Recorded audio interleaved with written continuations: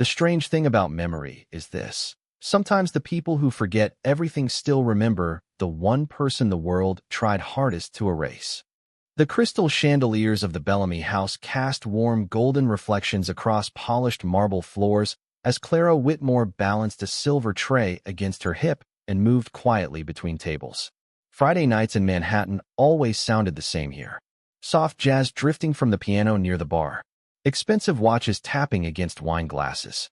Men in tailored suits discussing mergers like they were talking about baseball scores. Clara had learned how to disappear inside places like this. At 28, she wore invisibility well. Her blonde hair was tied into a low, careful knot. Her black uniform fit perfectly, professional and forgettable at the same time. Most customers never looked directly at her face. They looked through her. That was safer. Table 12 needs another bottle of Cabernet, Richard Cole muttered while adjusting his tie near the service station. The restaurant manager always sounded irritated, even when nothing was wrong. And try not to stare at the Hayes family tonight. They practically own half the city. Clara nodded once. Of course. The name still hit her like cold rain against old bruises. Hayes.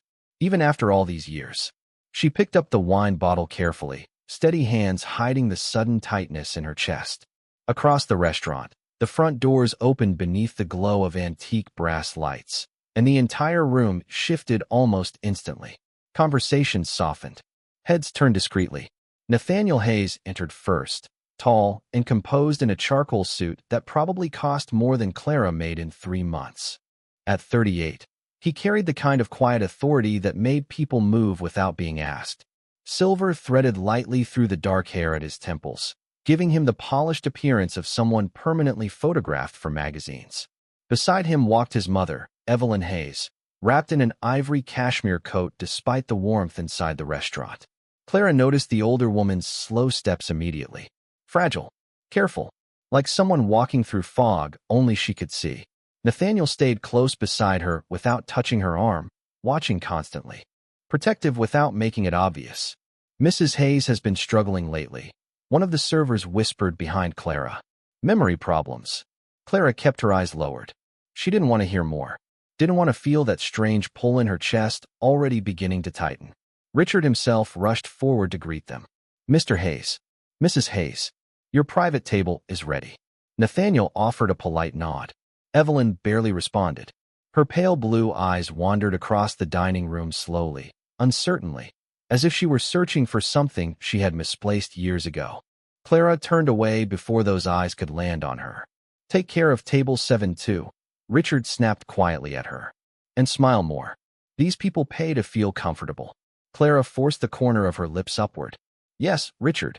10 minutes later, she approached the Hayes table carrying a silver teapot and fresh cups. The soft piano music echoed through the restaurant, while rain streaked silently down the tall windows overlooking Madison Avenue. Nathaniel was reading something on his phone. Evelyn sat quietly beside him, staring at the candle between them with distant confusion. Clara stepped carefully beside the table. Good evening. May I pour your tea? Nathaniel looked up briefly. His expression remained polite but distracted. Thank you. Clara reached for Evelyn's cup first. Her movements were calm, precise, years of practice hiding nerves beneath elegance. Then Evelyn suddenly lifted her head. Her cloudy eyes locked onto Clara's face. The old woman's entire body went still. Clara felt the tray grow heavier in her hands. Silence spread slowly between them. Evelyn blinked once, twice, like someone waking from a dream. Then her trembling fingers reached toward Clara's wrist. Clara, she whispered. The name barely carried above the piano music, but somehow it cut through the entire room. Clara stopped breathing. Nathaniel frowned immediately. Mother.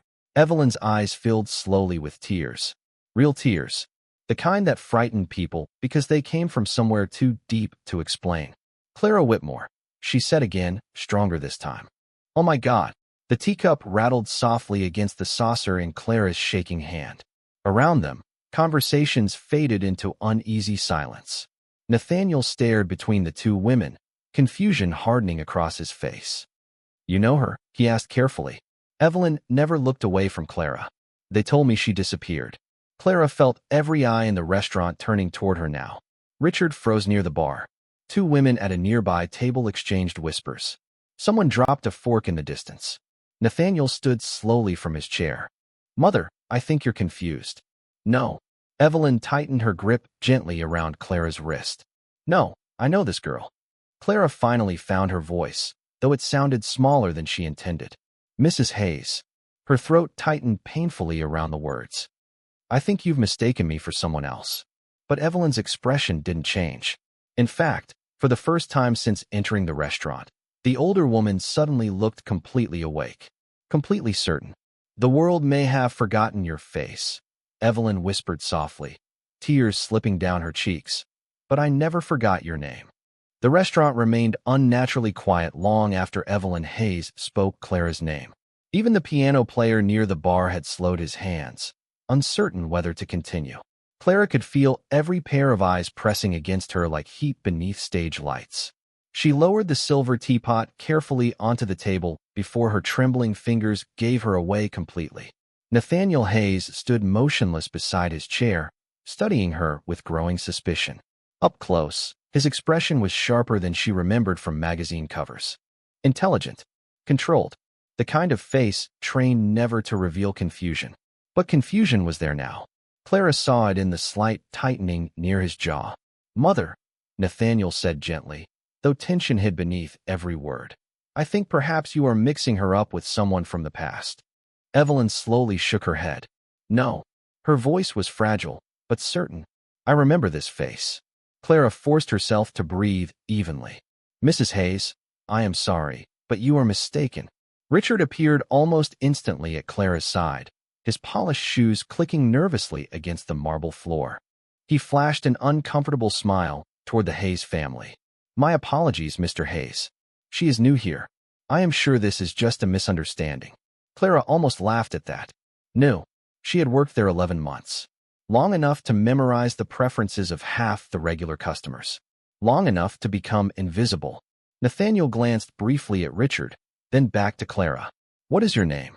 The question landed softly, but Clara felt it like a door slowly opening somewhere she had spent years trying to lock shut. She kept her eyes lowered. Claire. The lie came automatically now, smooth from repetition. Richard nodded quickly. Claire Bennett. One of our best servers. Evelyn's eyes filled with confusion for the first time. No, she whispered. No, that is not right. Her frail fingers still clung lightly to Clara's wrist.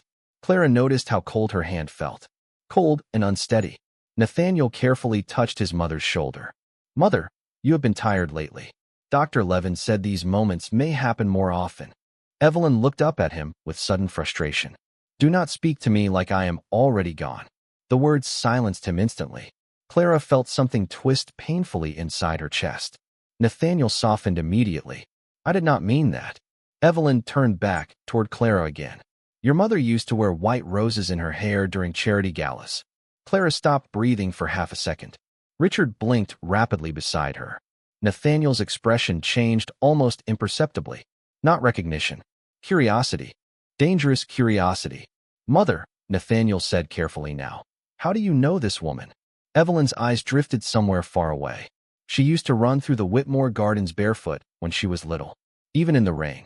Clara pulled her wrist away gently. I think I should return to work. Her voice remained calm, but her heartbeat had become almost deafening beneath the silence surrounding the table. Richard immediately stepped in front of her slightly, eager to end the scene before other wealthy guests became uncomfortable. Of course. Claire, table 7 has been waiting. Clara nodded once and turned away before anyone could stop her. She moved quickly through the dining room, but she could still feel Nathaniel watching her. That feeling stayed with her all the way into the service hallway behind the kitchen. The moment the heavy swinging doors closed behind her, she pressed one hand against the cold stainless steel counter and exhaled shakily. The sounds of the restaurant became muffled back there. Distant laughter, clinking glasses, the low hum of expensive conversations continuing as though nothing had happened. But everything had happened. A young dishwasher glanced toward her.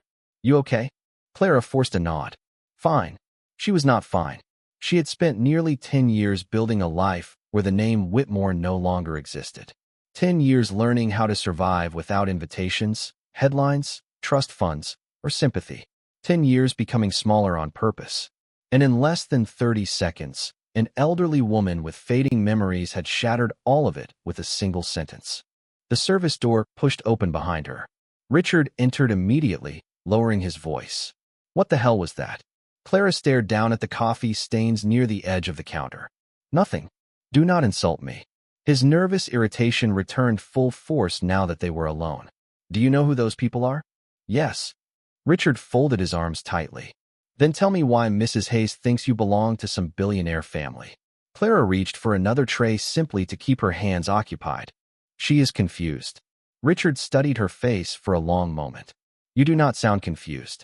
Before Clara could answer, the kitchen doors swung open again. One of the younger servers hurried inside. Richard, Mr. Hayes is asking for her. The room seemed to freeze around Clara. Richard rubbed one hand across his forehead. Of course he is. Clara stayed completely still. Tell him I am busy. The server hesitated awkwardly. I already tried that. Clara closed her eyes briefly. Somewhere beyond the kitchen walls, soft thunder rolled across Manhattan. Rain tapped harder against the windows now. Nathaniel Hayes was not the kind of man people ignored. Richard looked at her carefully, his voice quieter this time. Who are you really? Clara opened her eyes slowly. For a moment, she almost answered honestly. Almost. But then she remembered camera flashes outside courthouse steps. Her father lowering his head beneath shouted accusations. Her mother crying silently in the back seat of a black town car while strangers called them thieves. She remembered losing everything before turning 19 years old. Most of all, she remembered how quickly powerful people erased inconvenient families. Clara picked up the tray calmly. Just a waitress, she said softly. But even Richard no longer believed that. Rain washed silver across the streets of Manhattan as Clara stepped out the back entrance of the Bellamy house nearly 2 hours after her shift ended. The city smelled like wet concrete and taxi exhaust, familiar and cold. She wrapped her dark coat tighter around herself and started walking downtown without looking back. She did not take cabs anymore. People with money took cabs. People with money assumed they would always have somewhere warm waiting for them. Clara had stopped assuming things years ago. Behind her, the glowing restaurant windows faded into the storm like distant gold underwater. Her heels clicked softly against the sidewalk while the memory of Evelyn Hayes's voice kept replaying inside her mind. Clara Whitmore. Not Claire. Not nobody. Whitmore. The name sounded dangerous now, like opening a locked room filled with ghosts. A black umbrella suddenly appeared beside her. Clara stopped immediately, tension running through her shoulders. Nathaniel Hayes stood there beneath the rain, his charcoal coat darkened with water near the collar. He must have followed her for half a block already. Clara had not even noticed. You walk fast, he said calmly. Clara looked ahead again. I am going home. Then let me walk with you. Why? Nathaniel studied her quietly for a moment while passing headlights reflected across the wet pavement between them. Because my mother has not remembered someone that clearly in months. Clara resumed walking. Nathaniel matched her pace easily beside her. You should not follow employees after work, she said softly. You are right. And yet here you are. A faint smile almost appeared on his face before disappearing again. You are not really just an employee, are you? Clara said nothing. Rain drummed softly against his umbrella while steam curled upward from subway grates nearby. For several blocks, neither of them spoke. The silence between them felt strange. Not comfortable exactly, but careful. Like two people standing near broken glass in the dark. Finally, Nathaniel spoke again. My mother mentioned the Whitmore family before. Clara kept her eyes forward. That was a long time ago.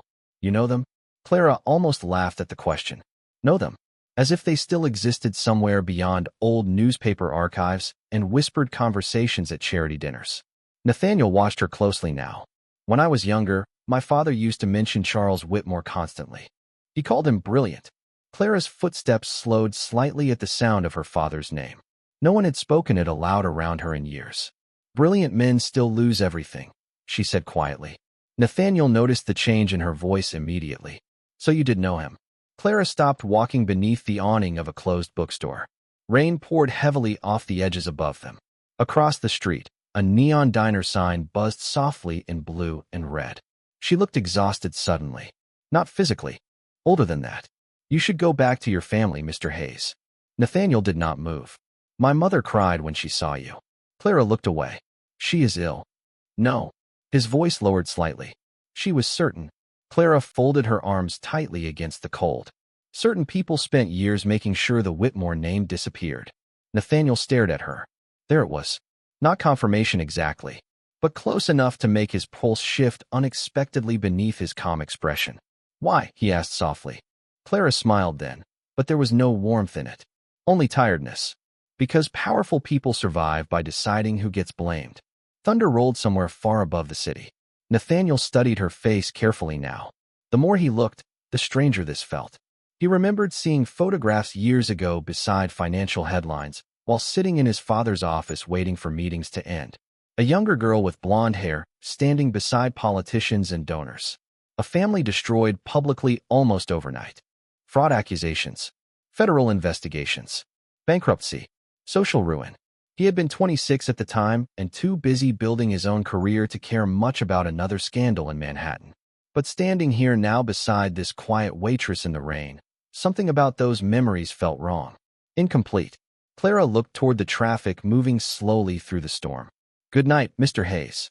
Nathaniel. She shook her head once. Men like you always think using first names makes things equal.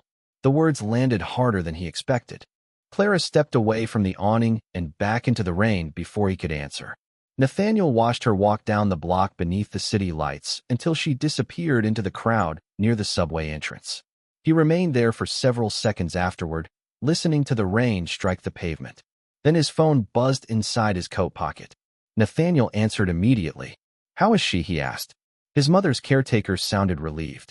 Mrs. Hayes finally fell asleep. She kept repeating the same name. Nathaniel closed his eyes briefly. Whitmore.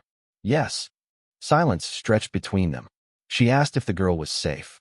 Nathaniel looked toward the subway stairs where Clara had vanished moments earlier. Safe. Strange word. People like him rarely asked whether someone was safe. Usually they asked whether situations were controlled, managed, contained. Yet somehow the question lingered with him all the way home. 2 hours later, Nathaniel stood alone inside his penthouse office overlooking Central Park. Floor-to-ceiling windows reflected the storm across polished black marble, while an untouched glass of whiskey rested near his hand. On the massive bookshelf behind him sat decades of business awards carrying the Hayes name in silver lettering. Generations of success. Generations of carefully protected reputation. Nathaniel loosened his tie slowly and opened his laptop. His fingers paused above the keyboard only briefly before typing 2 words into the search bar. Clara Whitmore. The results appeared instantly. Old articles. Archived photographs. Headlines from nearly a decade ago. Wall Street Golden Family collapses overnight. Charles Whitmore accused of multi-billion-dollar fraud. Socialite family vanishes after federal investigation. Nathaniel clicked one article after another while rain battered the windows behind him. But something strange emerged quickly. The timelines did not fully match. Certain records had disappeared completely. Financial reports referenced documents that no longer existed. Entire witness statements were sealed unusually fast. Nathaniel leaned back slowly in his chair. His instincts sharpened now. He had built a billion-dollar company by recognizing when information had been cleaned too perfectly. And tonight, for the first time in years, something about the Hayes empire itself suddenly felt hidden. The next morning arrived gray and heavy over Manhattan, the kind of morning where the clouds hung low between skyscrapers like unfinished thoughts. Clara stood alone inside her small apartment kitchen, stirring powdered creamer into burnt coffee while the radiator hissed unevenly near the window. Her apartment was barely 500 square feet above an old laundromat in Queens. No marble floors, no chandeliers, no family portraits hanging above fireplaces anymore. Just quiet. She preferred quiet now. Quiet could not betray you. Her phone buzzed against the counter at exactly 8:15. Clara glanced at the screen and immediately froze. Unknown number. For a second, she considered ignoring it. Then something inside her already knew who it was. Hello. Miss Whitmore. Nathaniel Hayes. Calm. Controlled. Even his voice sounded expensive somehow. Clara closed her eyes briefly. You have the wrong number. Do I? She said nothing. Rain tapped softly against the kitchen window while traffic murmured 6 floors below. Nathaniel continued carefully. My mother is asking for you. Clara leaned against the counter slowly. She needs a doctor. Not me. Doctors cannot calm her down today. There was a pause on the line. Apparently only you can. Clara stared at the faded wallpaper peeling near the ceiling. She hated that part of herself that still cared when someone sounded genuinely tired. I work this afternoon. Then come before your shift. Mr. Hayes. Nathaniel. Clara almost smiled despite herself. You really do not give up easily. No, he admitted quietly. I do not. 40 minutes later, Clara stepped out of a yellow cab in front of the Hayes residence on the Upper East Side. The townhouse rose 6 stories high behind iron gates and polished stone columns, elegant in the restrained way old money preferred. Clara had been inside homes like this before. Once upon a time, she had believed she would live her entire life inside them. The memory made her chest tighten. A housekeeper opened the door before Clara even knocked. Miss Whitmore. Clara stiffened slightly, hearing the name spoken aloud again. Clara's fine. The older woman offered a small sympathetic smile that somehow made Clara more uncomfortable. Mrs. Hayes is waiting upstairs. Clara followed her through long hallways lined with oil paintings and antique mirrors reflecting soft morning light. The house smelled faintly of lavender and old books.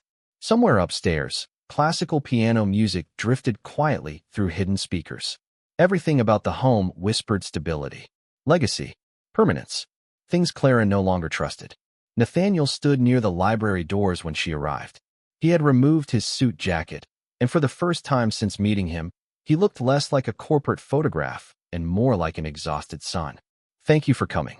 Clara folded her coat carefully over one arm. This is a mistake. Nathaniel opened the library door slowly. You can tell her that yourself. Evelyn Hayes sat near the fireplace wrapped in a pale blue blanket despite the warmth of the room. A half-finished cup of tea rested untouched beside her. She looked smaller today somehow, more fragile beneath the soft morning light filtering through the tall windows. But the moment she saw Clara, her expression changed instantly. Relief. Real relief. There you are, Evelyn whispered. Clara felt her throat tighten unexpectedly. The older woman reached toward her with trembling fingers. I thought they hid you again. Nathaniel looked sharply toward Clara at those words. Clara ignored him and stepped closer to Evelyn slowly. Good morning, Mrs. Hayes. Evelyn frowned immediately. You used to call me Evelyn when you were little. Clara's pulse skipped painfully. Nathaniel remained silent now, watching both women carefully from across the room. Evelyn touched Clara's hand gently. Your mother hated formalities. Clara lowered her gaze. Please do not. Evelyn studied her face for several quiet seconds. Then something softened in her expression. You still carry sadness in your eyes exactly like her. The room became very still. Nathaniel finally spoke. Mother, how long have you known the Whitmores? Evelyn looked toward the fireplace slowly, as though searching through years only she could still see clearly. Since before you were born. Nathaniel frowned slightly. Why have you never mentioned them? Evelyn gave a weak smile. Because your father made sure nobody did. Clara's breathing slowed. Nathaniel straightened near the bookshelf. What does that mean? Evelyn did not answer immediately. Instead, her gaze drifted toward an old piano standing near the far wall. Dust covered several of the keys. Clara used to play for me here during Christmas parties, she whispered softly. She was shy around crowds, but never around music. Nathaniel looked at Clara again. Really looked this time. Not like a waitress. Not like an employee. Like someone whose shape had existed around his childhood memories without him realizing it. Clara felt exposed beneath that stare. Evelyn suddenly gripped Clara's hand tighter. Your mother begged me to help you. Nathaniel's expression darkened slightly. Mother. Evelyn ignored him completely. I still remember the phone call. Clara's face lost color instantly. Please stop. Her voice remained soft, but sharp enough that even Nathaniel noticed the fear underneath it. Evelyn blinked slowly, confusion flickering briefly across her features before fading again. They said your father ruined people, she whispered. But your mother kept saying the same thing over and over. Nathaniel stepped closer now. What did she say? Evelyn looked directly at him. She said powerful men protect each other first. Silence fell heavily across the library. Somewhere beyond the windows, church bells echoed faintly through the city. Clara pulled her hand away gently and stood. I should leave. Nathaniel moved immediately. Wait. Clara shook her head once. This conversation is dangerous. Nathaniel stared at her. Dangerous for who? Clara looked toward the family photographs lining the shelves behind him. Generations of smiling faces carrying the Hayes name proudly through decades of wealth and influence. Then she looked back at Nathaniel himself. Calm, intelligent, completely unaware of the foundation beneath his life beginning to crack. You really do not know what your family did, do you? She whispered softly. And for the first time since childhood, Nathaniel Hayes had no answer. Nathaniel stood alone in the library long after Clara left the townhouse. The silence inside the room felt heavier now, almost watchful. Morning light stretched across the hardwood floors while the untouched tea beside Evelyn slowly turned cold. His mother had fallen asleep in her chair nearly 20 minutes earlier, exhausted by memories that seemed to leave her weaker every time they returned. Nathaniel loosened his tie slowly and stared at the family photographs lining the shelves. Birthdays, charity galas, award ceremonies, smiling faces frozen inside expensive silver frames. The Hayes family had always looked untouchable in photographs. Solid, admired, permanent. But for the first time in his life, Nathaniel found himself wondering what had been cropped out of those pictures. A soft knock interrupted the silence. Sir, his assistant, Daniel Mercer, stepped carefully into the doorway carrying a leather folder. Mid-40s. Precise. Loyal. Daniel had worked for Nathaniel nearly 10 years and rarely looked nervous. Today he looked very nervous. You asked for the Whitmore archives. Nathaniel held out his hand without speaking. Daniel hesitated before passing him the folder. Most of the records are incomplete. Why? Daniel adjusted his glasses carefully. That is what concerns me. Nathaniel opened the file while walking slowly toward the windows overlooking Central Park. Inside were faded financial reports, legal summaries, and newspaper clippings from nearly 10 years ago. The deeper he looked, the stranger it became. Entire sections had been sealed unusually fast. Witnesses had withdrawn statements without explanation. Several federal investigators involved in the case had abruptly retired within months. Nathaniel frowned slightly. This does not look normal. No, sir. Daniel lowered his voice instinctively despite the empty room. It looks managed. Nathaniel turned another page slowly. There she was. Clara Whitmore at 19 years old standing beside her parents outside a courthouse. Blonde hair blowing across her face in the winter wind. Cameras flashing everywhere around them.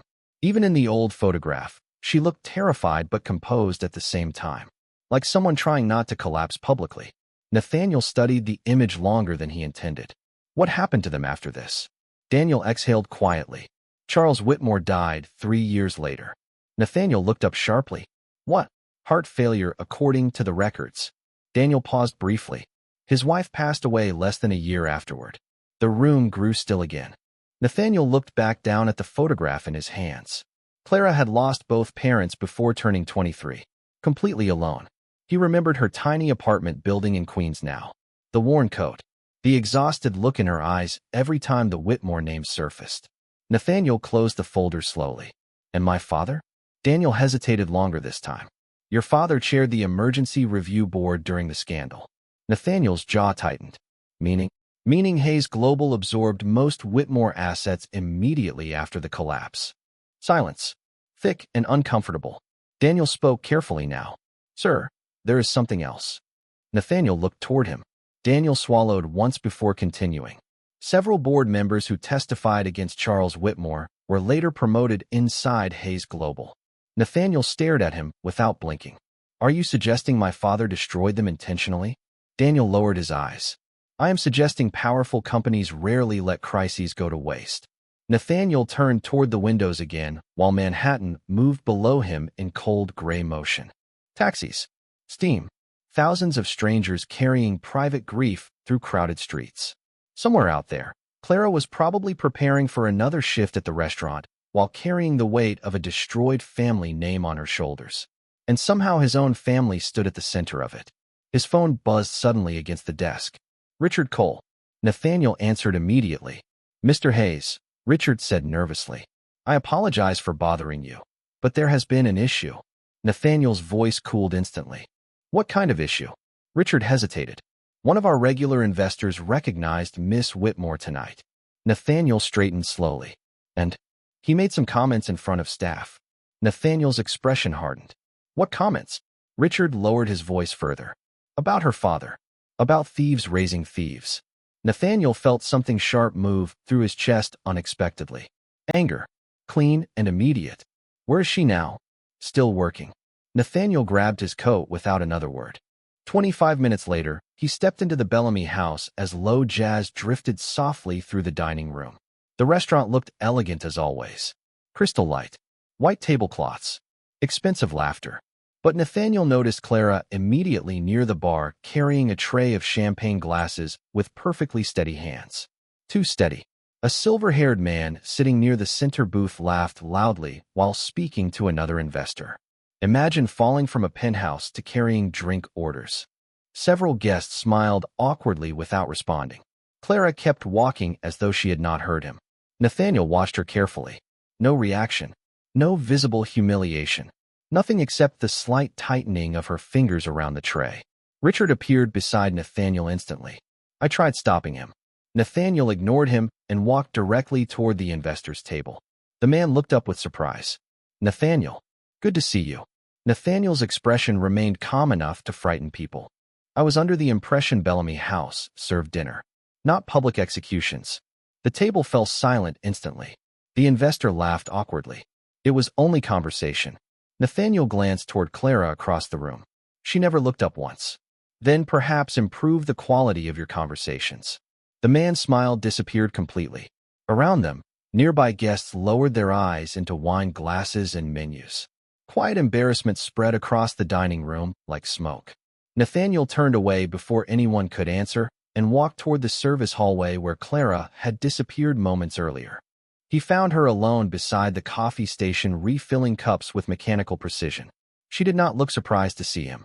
You did not need to do that, she said softly. Nathaniel leaned against the counter slightly. He was wrong. Clara gave a tired smile without warmth. No, he was accurate. Nathaniel studied her face carefully. You really believe your father was guilty? For the first time since meeting him, Clara looked directly into his eyes without hesitation.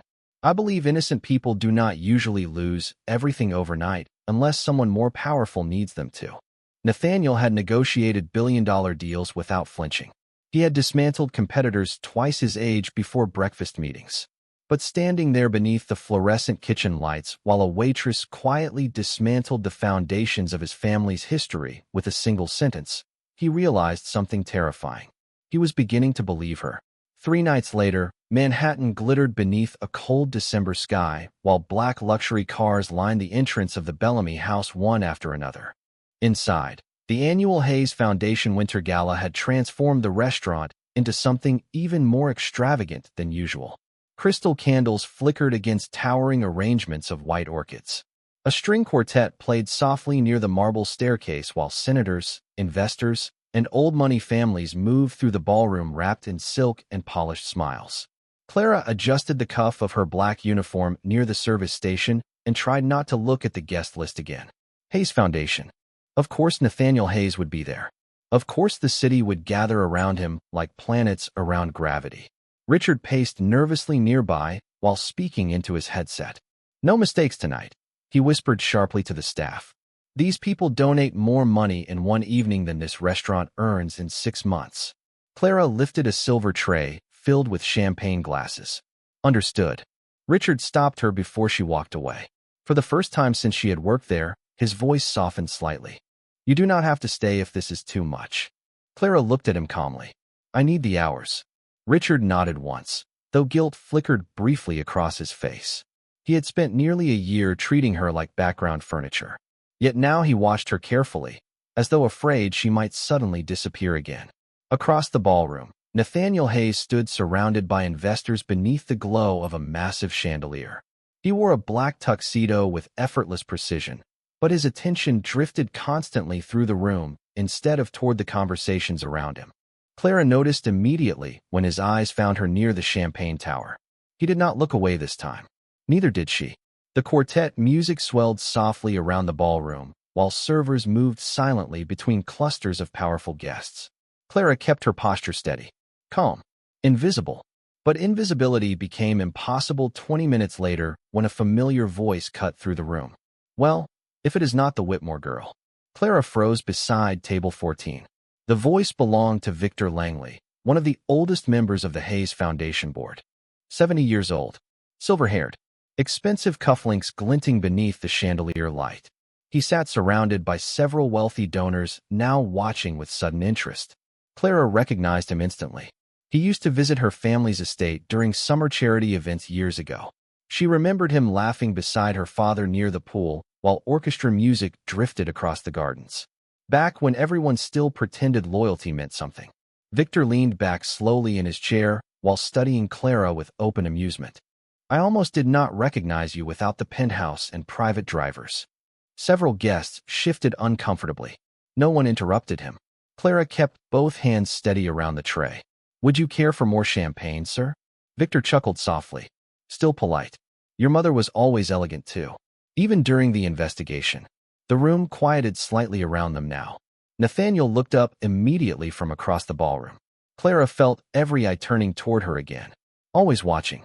Always waiting to see whether broken people would break publicly. Victor accepted a champagne glass casually. Tell me something, Clara. He spoke her real name deliberately now. Cruelly. Does carrying trays feel strange after growing up with servants? Clara lowered her eyes briefly. People adjust. Victor smiled thinly. Some people have no choice. Nearby guests exchanged nervous glances into crystal wine glasses. Nobody defended her. Wealthy people rarely interrupted humiliation unless it threatened their own comfort. Nathaniel started moving toward the table immediately, but Clara spoke before he could arrive. Her voice remained calm, almost gentle. My father used to say character matters most when life becomes inconvenient. Victor's smile faded slightly. Clara continued quietly while setting down another glass. I finally understand what he meant. Silence spread slowly outward from the table. Victor stared at her for several seconds, clearly expecting anger, or shame, or tears. Instead, she simply stood there with impossible composure beneath the golden ballroom lights. Nathaniel stopped several feet away now, watching carefully. Clara turned to leave, but Victor spoke again. Your father ruined families, Clara. This time the words landed harder. Clara's fingers tightened slightly around the tray, almost invisible, but Nathaniel saw it. So did Evelyn Hayes, standing near the staircase wrapped in silver silk and pearls. The older woman had arrived quietly only minutes earlier with her caretaker. Her memory had been unstable all evening. At one point she forgot where she was entirely. But now her pale blue eyes focused sharply across the ballroom, toward Clara. Victor continued confidently. Men like Charles Whitmore always think rules do not apply to them. Then Evelyn Hayes spoke. Enough. Her voice was not loud. It did not need to be. The entire ballroom froze almost instantly. Victor blinked with surprise. Nathaniel turned toward his mother immediately. Evelyn walked slowly across the marble floor with her cane tapping softly against the tiles. Every step looked fragile, but her eyes remained perfectly clear now. Focused. Present. She stopped beside Clara and looked directly at Victor Langley. You sat at the Whitmore dinner table for 20 years, Evelyn said quietly. Do not rewrite history simply because the dead cannot defend themselves. Victor shifted uncomfortably. Evelyn, I only meant. I know exactly what you meant. The quartet had stopped playing entirely now. No one in the ballroom moved. Clara stood completely still beside Evelyn, stunned by the older woman's sudden strength. Evelyn looked toward the guests surrounding them. Senators, donors, CEOs, people who once attended parties at the Whitmore estate before pretending they had never known the family at all. This young woman has shown more dignity carrying trays in silence than most people in this room have shown with power. Nobody spoke. Nobody even looked directly at Clara anymore. Shame moved quietly through the ballroom beneath crystal light and expensive perfume. Nathaniel watched Clara carefully now, waiting. Most people would have defended themselves publicly in that moment. Most people would have demanded apologies after years of humiliation. Clara did neither. She simply lowered her gaze respectfully toward Evelyn and whispered, "Thank you."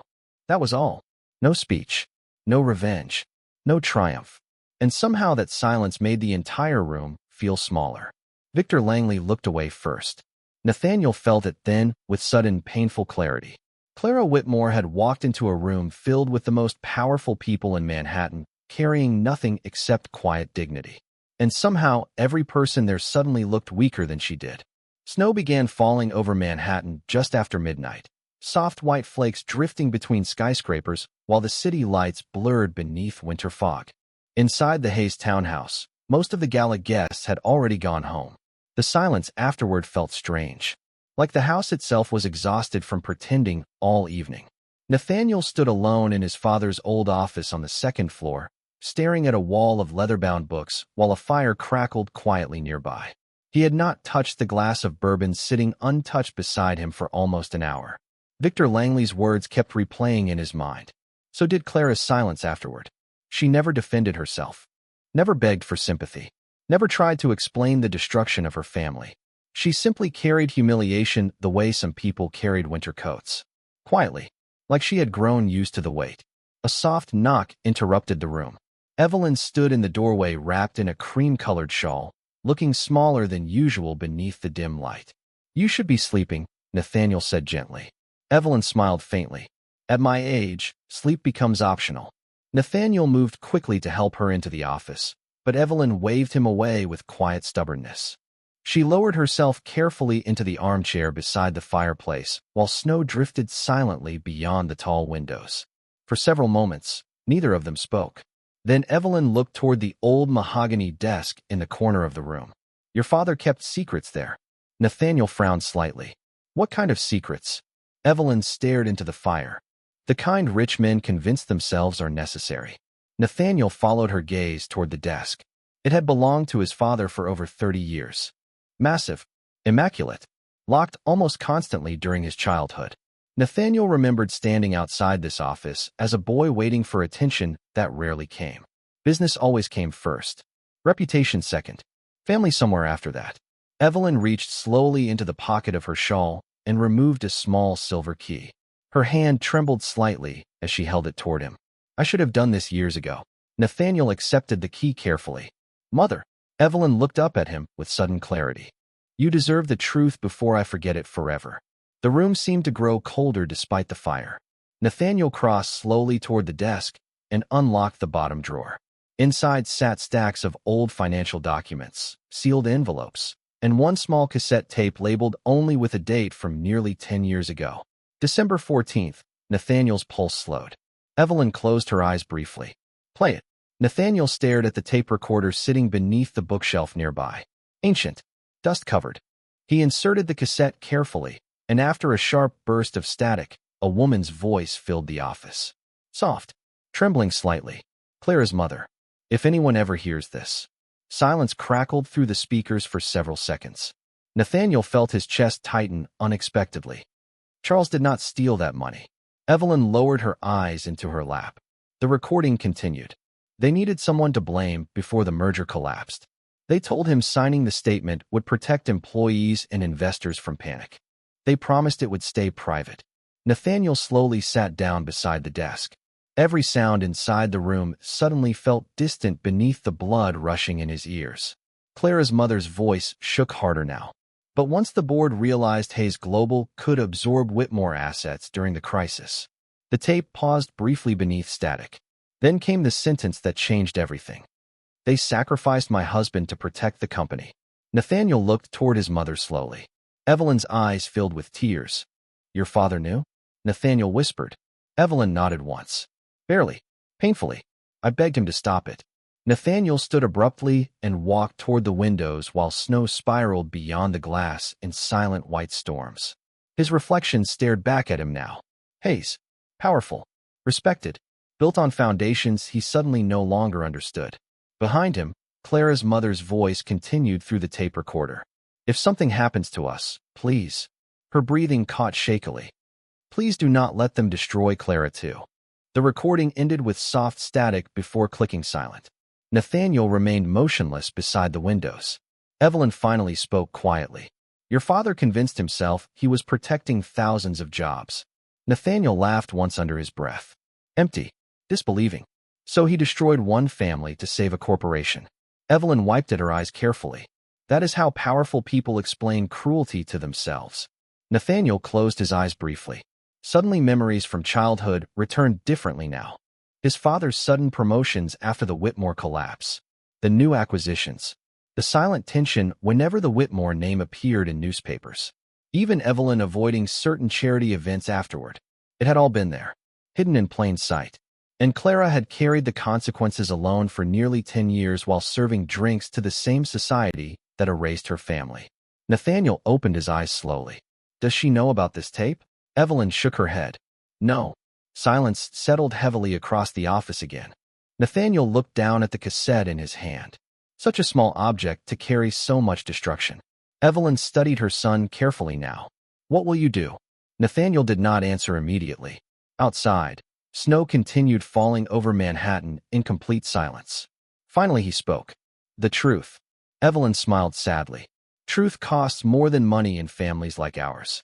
Nathaniel turned toward the fireplace where generations of Hayes family portraits watched from gold frames above the mantel. Men in expensive suits. Women wearing diamonds and practiced smiles. Legacy built carefully over decades. Protected at any cost. He thought about Clara standing silently in that ballroom while wealthy strangers mocked her father. Thought about her tiny apartment above the laundromat. Her exhausted eyes. Her impossible dignity. Nathaniel looked back toward the tape recorder slowly. Then maybe it is time someone finally pays for it. The first snow of December still covered the sidewalks when Nathaniel Hayes arrived in Queens 3 days later carrying nothing except a dark wool coat and a thin leather folder beneath his arm. No driver. No assistant. No security detail following behind him. Clara noticed him through the diner window before he even stepped inside. She stood behind the counter pouring coffee for a construction worker while old Christmas music crackled softly from a dusty radio near the kitchen. The diner smelled like cinnamon pancakes and burnt bacon grease. Warm, small, honest. Nathaniel looked completely out of place there. Expensive people usually did. The bell above the entrance chimed softly as he walked in. Several customers glanced up briefly before returning to their breakfasts. Clara did not move immediately. She simply finished pouring the coffee first, set the mug carefully onto the counter, and thanked the customer with the same calm professionalism she showed everyone else. Only then did she walk toward Nathaniel. You are far from Midtown, she said quietly. Nathaniel looked around the diner once. Red vinyl booths. Scratch countertops. Steam rising from old coffee machines. The kind of place his father would never have entered willingly. Can we talk? Clara folded a dish towel slowly between her hands. About what? Nathaniel studied her face carefully. She looked tired today. Not physically tired. Something deeper. Like a person permanently bracing for disappointment. The truth. Clara almost smiled at that. Almost. Truth usually arrives 10 years late in this city. Nathaniel glanced toward the empty booth near the back window. Clara hesitated briefly before nodding once. 5 minutes later they sat across from each other beneath flickering neon lights while snow drifted softly beyond the glass. A waitress named Maria quietly brought Nathaniel black coffee without asking questions. The older woman had worked there nearly 20 years and possessed the rare wisdom of knowing when silence mattered more than curiosity. Nathaniel rested the leather folder carefully on the table between them. Clara stared at it immediately. What is that? Nathaniel answered honestly. Proof. Clara's fingers tightened slightly around her coffee cup. For several seconds, she said nothing at all. Nathaniel opened the folder slowly and slid several documents across the table. Internal board records. Financial transfer summaries. Sealed agreements carrying signatures from executives inside Hayes Global nearly 10 years earlier. Clara recognized Victor Langley's name instantly. Then another signature beneath it made her breathing stop. Robert Hayes, Nathaniel's father. Clara looked up slowly. Nathaniel held her gaze. Your father did not steal that money. The diner sounds faded strangely around them. Plates clinking. Forks scraping porcelain. Coffee machines hissing softly behind the counter. Clara stared back down at the papers without blinking. Where did you get these? My father's office. Clara gave a faint, bitter laugh under her breath. Of course. Nathaniel slid one final item across the table carefully. A cassette tape. Clara froze completely the moment she saw it. Her face lost color instantly. No, she whispered. Nathaniel leaned forward slightly. You recognize it? Clara nodded once. Very slowly. My mother recorded messages when things started collapsing. Her voice sounded distant now. Fragile in a way Nathaniel had never heard before. Clara touched the cassette carefully with trembling fingertips, but did not pick it up. She was afraid people would erase everything. Nathaniel lowered his eyes briefly. They almost did. Silence settled between them while snow continued falling outside. Finally, Clara asked the question she had avoided for nearly a decade. What did she say? Nathaniel hesitated. Not because he wanted to hide it. Because speaking the words aloud somehow made the damage more real. She said your father was sacrificed to protect the company merger. Clara closed her eyes. For several seconds, she simply sat there breathing carefully through the silence. Nathaniel watched her hands tighten around the coffee cup. Watched years of buried grief move quietly beneath her calm expression. But she did not cry. She never cried in front of people. Finally, Clara looked toward the diner windows where snow covered the streets in soft white layers. My father kept saying the investigation did not make sense, she whispered. Even after the headlines. Even after the accounts were frozen.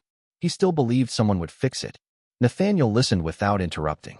Clara smiled faintly now, though sadness hollowed the expression. He wore the same suit every day for 6 months because he thought eventually someone would call and apologize.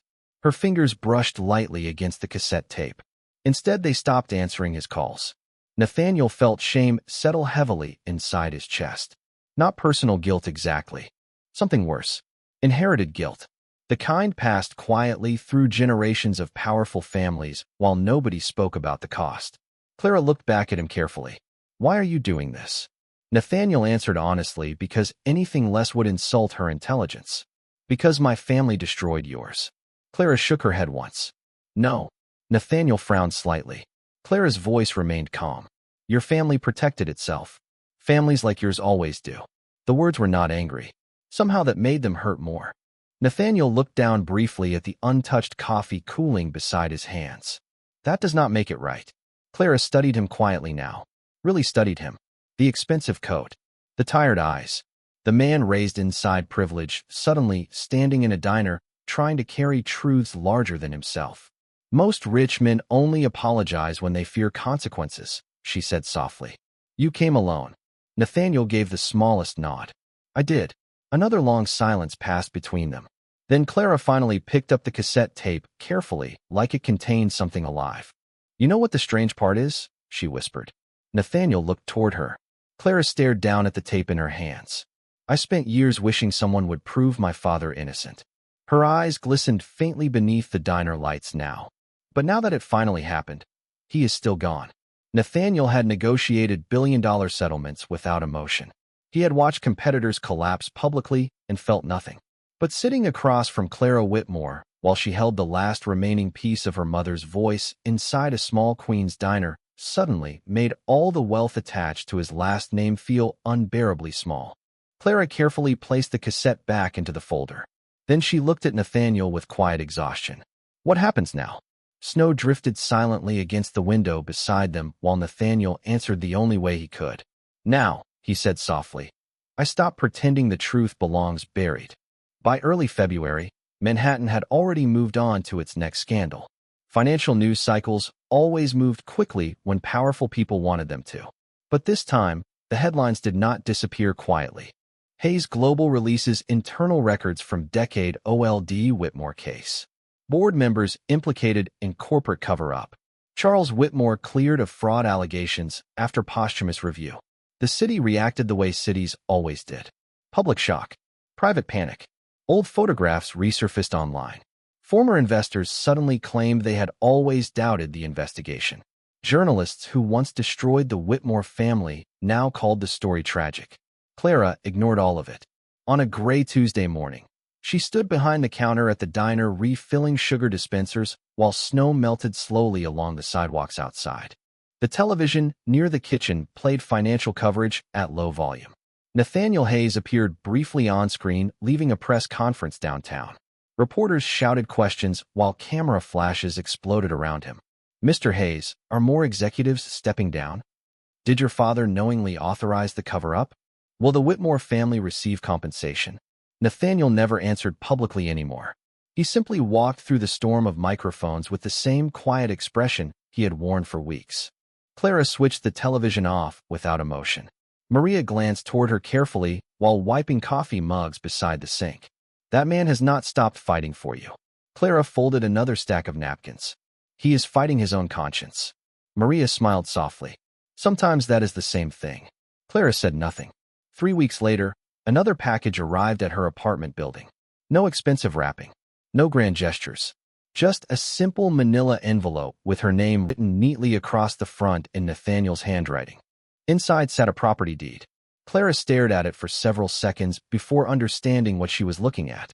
Whitmore Estate, Southampton, New York. Her childhood home.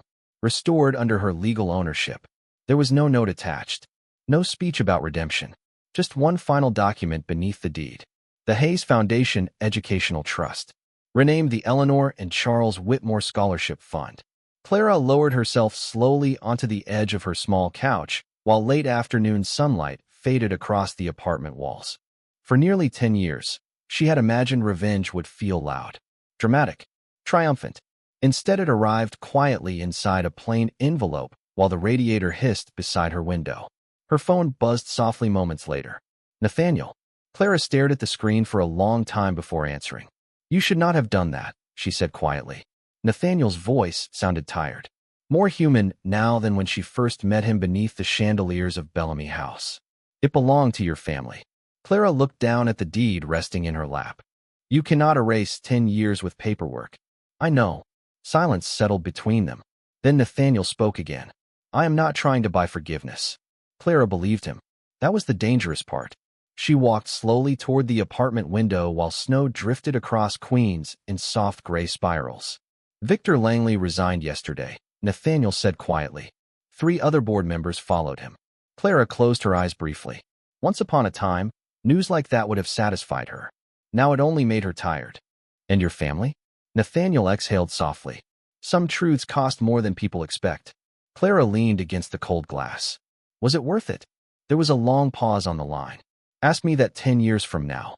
For the first time in months, Clara smiled faintly, real enough that it surprised even her. Spring arrived slowly after that. Snow melted into rain, rain into sunlight. The city kept moving forward because cities always do. One quiet afternoon in April, Clara returned to the Hayes townhouse for the first time since the gala. Not for business, not for revenge, for Evelyn. The older woman's memory had deteriorated rapidly over recent weeks. Some mornings she forgot where she lived entirely. Other days she mistook nurses for old friends from college. Nathaniel met Clara at the front door wearing no suit jacket, just a pale blue sweater and exhaustion beneath his eyes. She has been asking for you all day, he said softly. Clara followed him upstairs without speaking. The townhouse felt different now, less like a monument, more like a home carrying grief quietly through expensive rooms. Evelyn sat near the library windows wrapped in a cream blanket while sunlight warmed the silver strands of her hair. At first, she looked confused watching Clara enter. Nathaniel's shoulders tightened slightly beside the doorway. Then suddenly Evelyn smiled. Not polite recognition, real recognition, clear and immediate. There you are, she whispered softly. Clara knelt beside her chair. Hello, Evelyn. The older woman's trembling hand reached toward Clara's face gently. I was afraid I would forget you too. Clara felt tears sting unexpectedly behind her eyes. Evelyn looked weaker now, smaller somehow, but peace rested across her expression for the first time in months. You came home, Evelyn whispered. Clara glanced briefly toward Nathaniel, standing silently across the room, then back toward the woman who had remembered her when the rest of the world chose convenience over truth. Yes, Clara answered softly. I did. Evelyn smiled faintly before her eyes drifted closed beneath the warm afternoon sunlight.